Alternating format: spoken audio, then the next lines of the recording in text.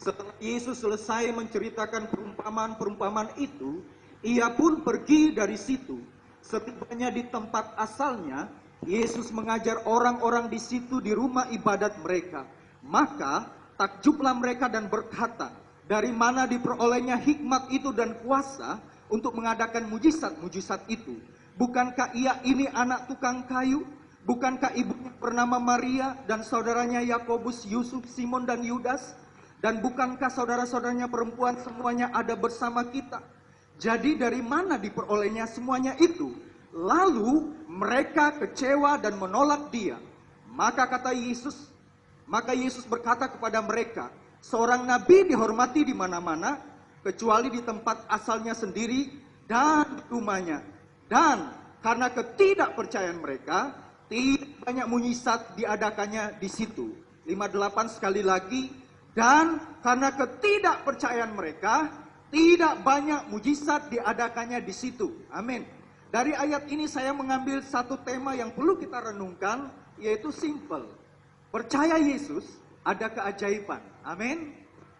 Tidak percaya kepada Yesus, maka tidak ada keajaiban.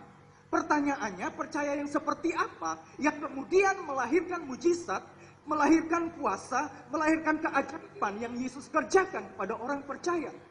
Nah, Bapak Ibu saudara kasih, percaya yang Tuhan mau adalah percaya yang melibatkan 3 unsur. Yang pertama, mengakui bahwa Yesus Kristus adalah Tuhan, Allah yang luar biasa. Amin. Yang kedua, percaya di sini adalah menyerahkan hidup secara total kepada Tuhan tanpa ragu-ragu. Yang ketiga, percaya di sini adalah setia melakukan kehendak Tuhan. Jadi di dalam percaya, di dalam iman, harus ada 3 unsur ini. Ada orang tahu siapa Tuhan. Tuhan itu adalah Allah yang perkasa. Bahkan dalam pujian dinaikkan Yesus Allah yang perkasa. Tetapi poin yang kedua, untuk menyerahkan hidup secara total, dia masih ragu-ragu. Dia tidak lakukan. Apakah ini disebut dengan iman atau percaya yang sejati? Bukan. Ada orang yang mengakui bahwa Yesus adalah Tuhan.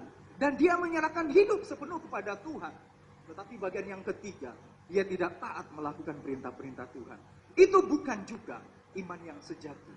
Jadi iman yang sejati, percaya yang Tuhan mau ada dalam hidup kita, harus melibatkan 3 unsur ini. Yang pertama apa tadi? Mengakui Yesus Kristus adalah Tuhan, penolong kita, Allah yang perkasa. Yang kedua, mempercayakan hidup sepenuh kepada Tuhan, seutuhnya kepada Tuhan tanpa ragu-ragu. Yang ketiga, taat melakukan perintah Tuhan. Nah, saudara kasih, makanya kata percaya atau kata iman dalam terjemahan asli selalu diikuti dengan arti setia. Artinya setia kepada Kristus Yesus, setia juga dalam arti melakukan kehendak Tuhan. Jadi sekali lagi, yang Yesus mau, iman, percaya yang ada dalam diri kita, bukan hanya sekedar tahu siapa Tuhan, bukan hanya sekedar mengakui siapa Tuhan, tetapi ada respon, tindakan iman selanjutnya untuk menyerahkan hidup. Yang ketiga, taat melakukan perintah Tuhan. Kalau ini Yesus temukan di dalam diri kita, saya yakin Tuhan akan memberikan kelayakan kepada kita untuk menikmati keajaiban-keajaibannya. Amin.